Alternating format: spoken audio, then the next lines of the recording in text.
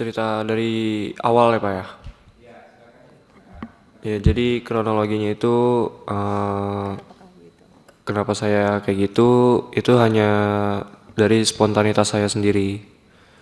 Ya karena saya nggak tega ngeliat ibu saya yang tidak bersalah sedikit pun tiba-tiba ditahan. Dan awalnya juga itu kan kasusnya itu ibu saya diminta membantu, tapi ibu saya ini kan diperlakukan seperti asisten rumah tangganya, dan padahal masih saudara. Tapi terus juga pernah sewaktu-waktu ibu saya sulit dihubungi dan akhirnya dibeliin handphone dengan balasan ibu saya harus bekerja dengannya. Dan itu pun ada kesepakatan tentang gaji dan lain-lain. Lalu ketika bekerja, ibu saya dititipkan sejumlah uang. Uang itu pun diberikan untuk mengurus rumahnya, untuk membayar wifi dan lain-lain, termasuk membayar asisten rumah tangganya. Saat bekerja, ibu saya ini tidak tahan, akhirnya berhenti dan memblokir nomor WhatsApp saudara ayah saya ini.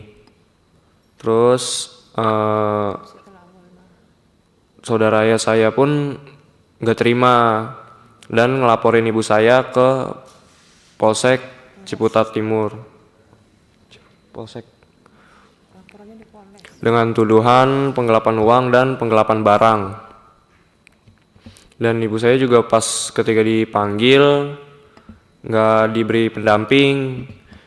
Di sisi lain saudara ayah saya itu ditemani dengan pengacaranya. Dan akhirnya singkat cerita tanpa ada bukti yang jelas, akhirnya ibu saya ditahan. Saya hanya tahu itu sih. Tuduhannya digelapkan apa, Pak Farel? Tuduhannya itu penggelapan sebuah barang dan uang. Senilai?